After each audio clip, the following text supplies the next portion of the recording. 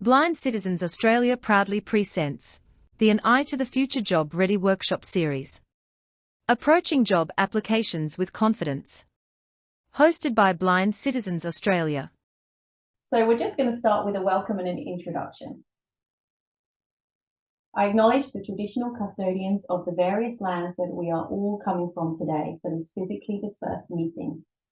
I am coming to you from the Gadigal Islands of the Eora Nations, and I pay my respects to their elders past, present and emerging, and to all Aboriginal and Torres Strait Islander people of Australia.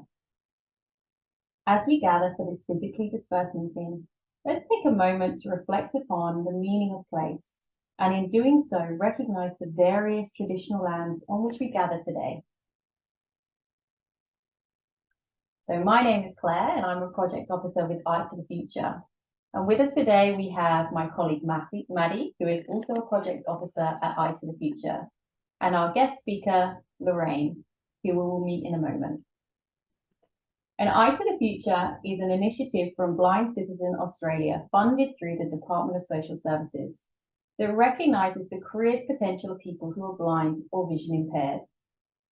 We support job seekers with job readiness, including resume and cover letter preparation, the job search, interview preparation, and we can also offer one-to-one discussions about the topic we are covering today. We also support employers to think differently about their recruitment and support employers to employ someone who is blind or vision impaired. We support employers in creating an accessible recruitment process, education and awareness for teams, assistive technology where applicable, and check in with both employer and employee as they settle into their new workplaces. In our last workshop, we discussed the topic of disclosing your vision with confidence.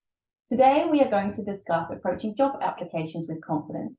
And following on from our previous workshop, we are going to lead with our skills and what we can offer to the role rather than our vision.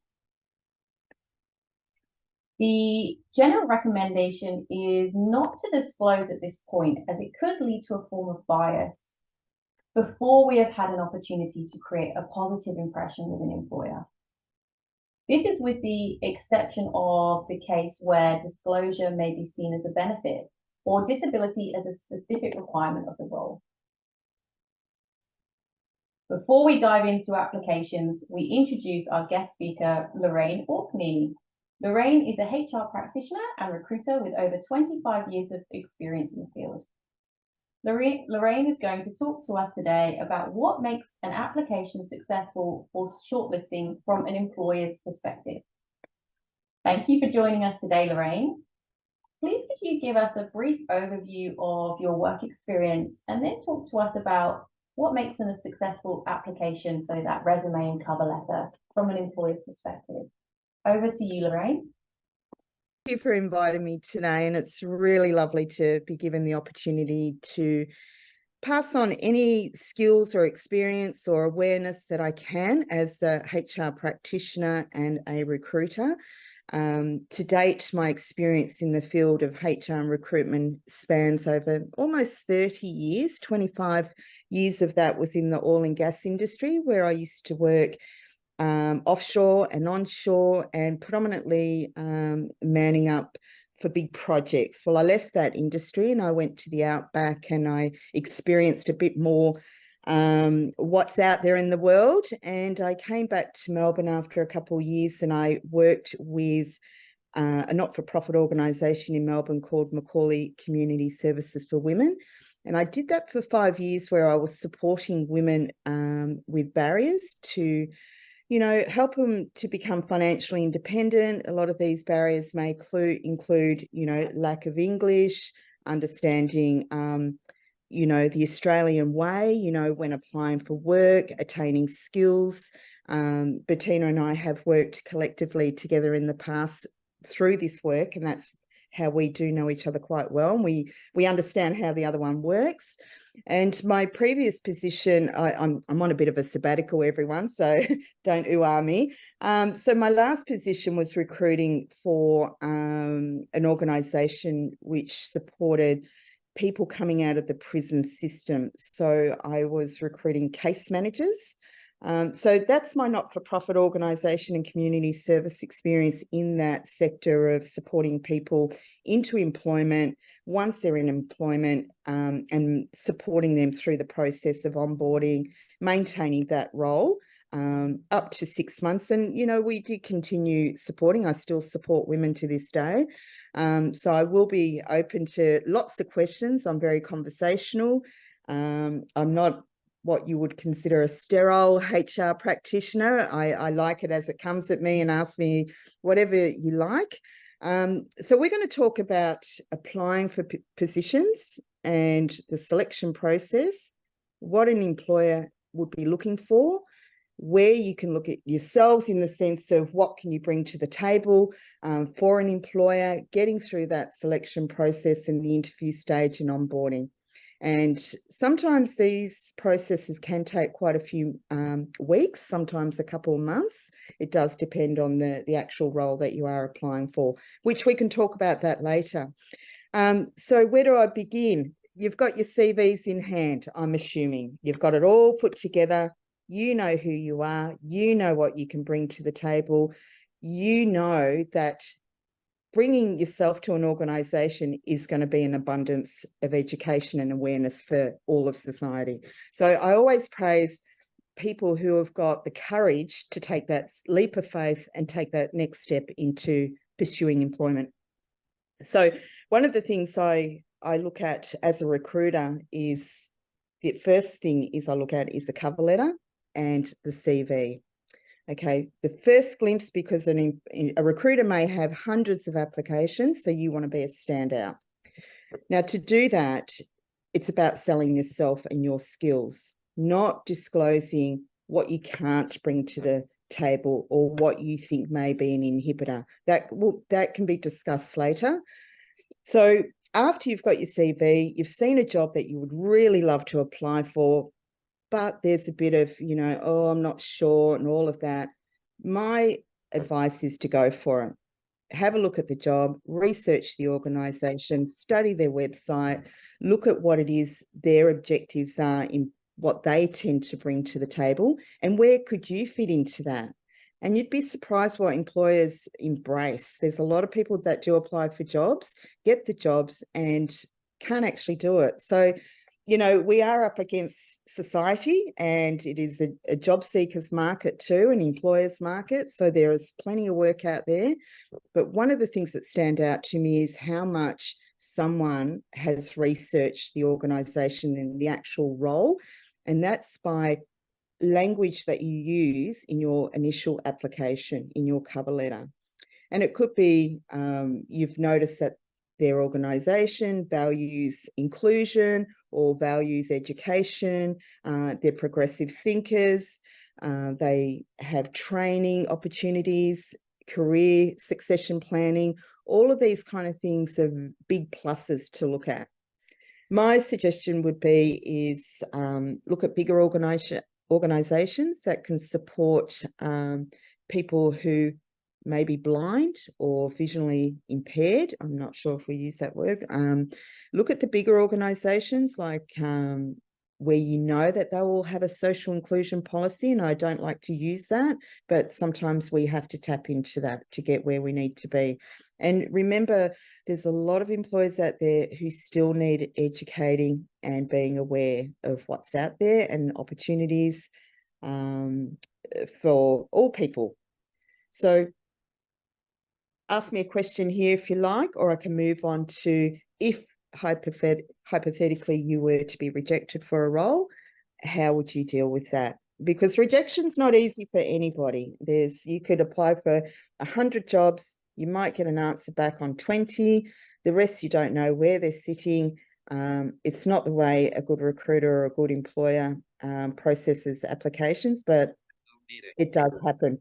So resilience and around rejection letters or not getting the role is a big thing for you to try and put in practice. That it may not be you, it may be the speed of how they're trying to fill the position, or maybe there was something missing. And this is where you could go back to an employer after perhaps receiving a rejection letter and say, could you please offer me some feedback? And most employers do appreciate a nice, honest email and say, look, I attended an interview. Thank you for that opportunity. However, I was not successful. Could you please offer me an idea on where I could have, been a lot stronger, or, where if there's any other opportunities coming up through the organisation that I could be more suited to. So don't ever be scared to ask those kind of questions. Always focus on what you can bring to the table, because that's what they want to hear. And education and awareness is a big thing. Like I was saying, I know I'm repeating myself to a lot of HR people and recruitment. Now, just as an example, I know Bettina and I have done lots of advocacy work for people who have complex needs or barriers, and the loopholes that we would have to jump through to even get an interview for some of our participants. It was astonishing, really. But this is where we come back to education. So if an employer doesn't know, you can't expect them to know. You can't assume. So look for the big organisations like your John Hollands, or your public service roles. And remember, public service roles can take months for recruitment. They do have a lot of hoops to jump through. Advocacy work, if you're working with someone supporting you with a job application and you express, hey, I'd like to apply for a job in this sector, how do I go about it? Start researching the organisation, look at if they've got a social inclusion policy, use it. And it's something that I've never really liked, but unfortunately it is a loophole that does get us where we want to be. Taking myself off mute myself. So that was really insightful. Thank you, Lorraine, for sharing your insights into the job application process and how to overcome some of those barriers. And I think really recognizing that those rejections can be very disappointing, and having some good strategies to overcome those, including asking for feedback. It's a way that we can all kind of move forward and learn from the whole experience. So thank you very much, Lorraine, for your time today, and thank you for contributing all of your insights. And and there will be time for, we may have time for a few more questions at the end, or perhaps, as Maddie suggested, we will certainly provide an email for our attendees today to continue to ask any further questions, because we really value the contributions. And thank you, Claire. And just to add in there, if anyone would like to run anything past me, I'm free to offer some support. I'm straight up and down. I'll say it as it is, as if you're ready to hear the truth. It is hard to get past that, application stage, but it's all doable. You just got to know how to go about it, the language you use, and what's going to jump out to a HR person or the recruiter. So I'm happy to offer some support with anyone that just even wants me to have a look at an application, or, Claire or Maddie or Bettina, because it is my passion. It is my passion to support anyone into employment. It doesn't matter how good or bad you think you might be, there's a place in this world for us all. So I'll put myself on mute and I'll hang around till the end, if that's okay, Claire. And if anyone does have any questions, they can ask me again. All right. Thank you so much, Lorraine. Thank you. Okay, and we're kind of going to pick up from where Lorraine left off, and kind of keeping in mind those points around language and how to make a resume and cover letter stand out to a HR recruiter. So our next session in this workshop will be on resume writing, and that will be followed by cover letters. So we're just going to start by acknowledging that everyone in this meeting will have different work and education history, and therefore will have a different resume. The personal differences aside, a resume will have and follow a general structure from beginning to end. And the differences will be in the experience that you bring and how you write it. So we're just going to go through a basic resume structure and talk about some considerations to be mindful of. So let's imagine we've opened a blank Word document. At the top of the resume, there is no heading. Instead, you'll write your name, phone number, email, and state in bold. Something I have come across in resumes are full street addresses and dates of birth. These details are not required at this point in time, and that can come later. Next, you might prepare a personal statement, and this is optional. If you decide to include a personal statement, then you can name it as a personal statement using a bold heading. Many people like to include a short 2 to 3 sentences about who they are professionally and where they are moving to or where they would like to move to in their career next. This is in standard text, not in bold. It should not include any specifics to the organization you are applying for. This will go later in the cover letter. If you are going to include this statement, make sure that it's in line with the industry that you're applying to, whether that be education or engineering or law. So you want to use language that is recognized within that industry. For example, you might write something along the lines of, a motivated individual with a professional background in customer service who strives to continuously improve the customer experience whilst maintaining effectiveness and efficiency at all levels of the business, seeking opportunities to contribute to X, Y, and Z. After a personal statement, if you wish to include that, you'll talk about your employment history. Employment history is another bold heading. So you'll want to order your experience from most recent to your oldest roles. Roles that are more than 10 years in the past are often omitted unless they are particularly relevant to the role that you're applying for. So in bold, you'll place your organization name and the month and year you started employment to the month and year you ended employment. In bold, you'll write your position title. Then in normal text, you can talk about your duties in approximately 4 to 6 bullet points. Be mindful about how you represent your duties, making sure you use that professional and industry-related language, and kind of going back to what Lorraine touched on and making sure that you're making clear what your duties are, what you did do, what you can do. So for example, in bold, I might place state education provider as the organization I work for. In bold, I was employed from April 2017 to April 2022. In bold, my position title, customer service representative. Underneath that, in normal text, are some dot points of my duties. And thinking again about that language that we're using and representing ourselves professionally. So instead of writing answer lots of calls, you could try liaise with external stakeholders. Instead of find out what people want, you can try identify and assess customer needs to achieve satisfaction. Instead of I had to call 40 people a day, try meet personal and customer service team sales targets and call handling quotas. Instead of asking people to pass on my details to their colleagues and friends, try networking with coordinators for continuous referral pathways. You would do exactly the same for the next role in the process. So you would list out your education history in that way, going from your most recent roles to your oldest roles. Okay, so you might be sitting there thinking, I can't remember what I did in my previous role, and that's okay.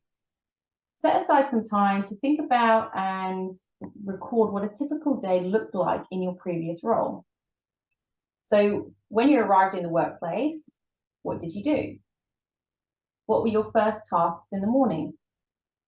What were the regular tasks you had to do daily, weekly, monthly, and so on? Write all of this down and then refine to what was relevant to the job you did and what is transferable to the role you want to apply for or the industry that you want to apply for. So transferable skills might include things like teamwork, customer service, maintenance of facilities, dispute resolution, sales, training of new staff, and so on. So some of us are looking to take our first steps into the workplace and may not have employment history to write about. And again, that's okay. So let's think about let's think about volunteering or community experience you have and write about that. So, for example, if you've been a member or a volunteer for a local church or community group, what was your role there? What skills have you learned in this activity that may be relevant to a workplace? Think along the lines of that: teamwork, customer service, maintaining facilities, dispute resolution, sales, and so on. These are all those transferable skills. Okay, so after employment history, you'll then move into education history. Again, education history is a heading we place in bold. And you'll put the institution name and the year to year that you studied, along with the course name. So this section doesn't need to hold as much information as the employment history section above. It lists the courses you have completed and when, in the same order as employment, so from most recent to oldest. So as an example, you might say Melbourne University from 2012 to 2015, Bachelor of Arts, followed by TAFE, 2010 to 2012, Certificate in IB Business Administration. And you'll continue that process for the courses and training that you've completed. And finally, in our resume, we have a section for references. And again, this is a bold heading. Most job applications will request 2 professional references to support your job application. You'll need to provide the name, role, contact email, contact phone number, all in normal text for your referees. It is important that people listed in the reference section know that you are looking for work and that they may receive a phone call. References are often the last thing to be checked within a job application process. And the reference check can have a really big influence on whether or not a person is offered a job. So make sure that you choose professionals that will be able to provide the employer with a good representation of you and your skills. Okay, so that's the resume, and we're now going to move on to discuss cover letters. So over to you, Maddie. Fantastic, and thank you, Claire, for that overview. And we're going to continue that conversation and continue on from what Lorraine has spoken to us about earlier. So many job applications require a resume and a cover letter to accompany your application. The resume that Claire has just spoken about is an overview of your work and education history that generally doesn't need to be updated for each application that we make, but it does need to be updated as we acquire our skills and new roles. A cover letter, on the other hand, is a 1-page letter that is specific to the role and organisation that we're applying for, that addresses the key selection criteria, showcases your skills which can be transferred to the new role, and why they should interview you and ultimately hire you for the new role. As Lorraine says, it's a bit of a selling yourself opportunity, which for some people can be a little bit uncomfortable, but we do get comfortable in some of that discomfort and really show the organisation, the recruiter, why they should hire you. So let's imagine we've been searching on a few different job boards, Seek, Ethical Jobs, The Field, for example. And imagine we have found a role with National Education Provider on Ethical Jobs. And we have read through the job application and we've chosen this role. We're interested in this role because, firstly, the location is accessible to where I live. With my O&M skills, I can travel independently, or I can learn to travel independently to this location. There was a statement of diversity inclusion on their job ad and website, and it gave a contact to request adjustments within the application process. The organisation has a statement of flexible working arrangements, including flexible start and finish times and hybrid working, which would support me and with my vision. I have an interest in the area, and I feel that I have skills that are relevant or transferable to the role. And finally, I align with the organisational values that's written in the job description, and on visiting their website, I feel that I align with this organisation. So let's have a quick read through the job description. And I'm going to really emphasize and maybe say a few words a little bit strangely, because I really want you to remember these words, because we're going to be replaying some of this language that Lorraine spoke about. We're going to be taking the language from the job ad and from the website of this organization and putting it into our cover letter. Our language is really important here. So the job description: national education provider, entry-level grade 2 role with training and mentoring opportunities. We are seeking a motivated and energetic administration officer to provide high-quality customer service through delivery of friendly, helpful, accurate, and informative advice and services. This position is responsible for completing a diverse range of administrative processing tasks and associated day-to-day problem resolution. The key selection criteria: a sound understanding of administrative processes relevant to administration, or ability to rapidly gain such knowledge. Demonstrated ability to establish priorities and meet deadlines. A high level of attention to detail and accuracy in written work. Ability to work collaboratively and effectively within a team and to work independently and autonomously. An empathy with an ability to communicate, including with those from diverse cultural backgrounds. A knowledge of computer systems and packages, for example, the Microsoft Office suite. At National Education Provider, we know that our greatest strengths come from our diverse mix of colleagues. These reflected in our ongoing commitment to creating an environment focused on the equity, diversity, and inclusion. We ensure that we are always acting and retaining and promoting colleagues who are representative of the diversity within our broader community, whether that be gender identity, LGBTQIA+, cultural and or linguistic, Aboriginal and or Torres Strait Islander people, or people with disability. And it also provides an email for any reasonable adjustments within the interview process. So that was the job description that we have read through and thought, yeah, I'd like to apply for that role. So we've got our resume that Claire's just spoken through. And now we want to create a cover letter to accompany that resume and put our best foot forward in that initial application process.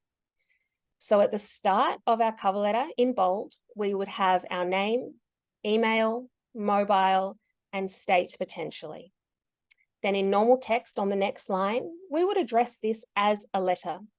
If there was a contact person, we would put Dear Mr., Miss, or Mrs. with their last name. If there was no contact person, we can put to whom it may concern. So we address the letter. Dear Mrs. Smith, I am writing to apply for the position of Administration Officer at National Education Provider as advertised on Ethical Jobs. As a motivated and energetic administration officer, I believe my professional experience, combined with my drive to deliver accurate advice to all stakeholders in a helpful and friendly manner, make me an ideal candidate for the role.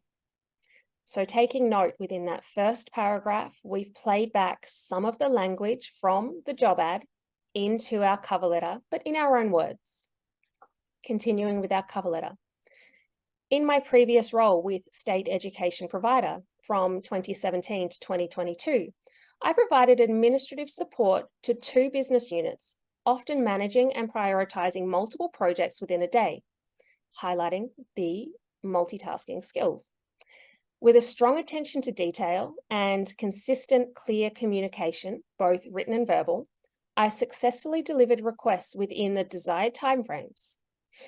In recognition of my strong attention to detail and ability to work autonomously, I was involved in the final proofreading of quarterly and annual reports before being published for the board, stakeholders, and public.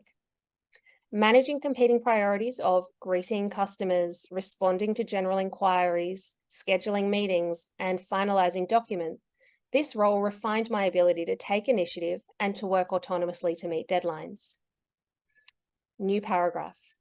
In addition to my writing and administration skills, communicating and engaging with people from diverse backgrounds, regardless of culture, disability, or age is one of my strengths, as demonstrated in my role at healthcare provider.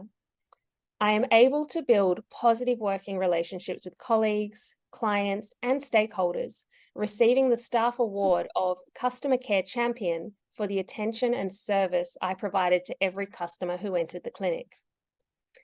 My new paragraph, my demonstrated administration and communication skills, combined with a mindset of continuous improvement, I can bring a unique skill set and perspectives to the role whilst quickly learning the organisational workflows and policies.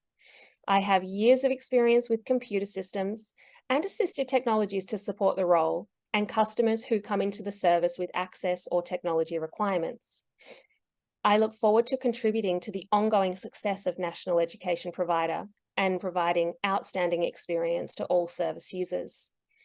I look forward to contributing to the success of National Education Provider, and I have provided my resume for your review and consideration.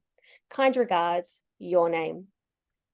So that's a very quick example of a cover letter that you could provide for that role with National Education Provider, but it does provide a bit of a structure and flow to your cover letter, which will 100% be different to that. They have a structure, but they are different for each role, for each person, depending on what you're bringing to the role. So that brings us to the end of cover letters. And I will quickly say that the resume and cover letter content that we've spoken about today is something that our team with an eye to the future can work with you on. If you would like to register with our program, we can spend time with you one-on-one to go through your skills, your cover letter, and update your resume so it can be the best it can be. So I will hand back over to Claire. Thank you. Thank you, Maddie, and thank you to Lorraine. So that brings us to the end of our content for today. And as Maddie said, if you would like to have a one-on-one discussion, then we encourage you to register with an Eye to the Future, where we can help you with the job application process, along with interview skills.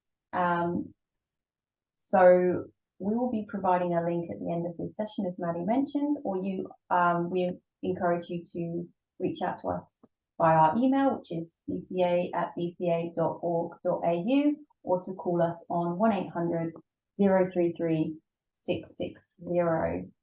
I'm just conscious that we are coming to the end of our time here today. It's coming up to 11 o'clock at our workshop. So I just wanted to take this opportunity to thank everyone who has attended today, and to thank Lorraine, our guest speaker, for her really informative and insightful talk. If you do have any questions, we would encourage you to email those through. We really want to hear your contributions and to respond to your questions. So we will be providing a feedback survey for you to fill in, which will help to inform us about today, as well as workshops that are upcoming in the future. That concludes today's webinar. You can find out more at eyetothefuture.com.au. An Eye to the Future is an initiative of Blind Citizens Australia, informing, connecting, and empowering Australians who are blind or vision impaired.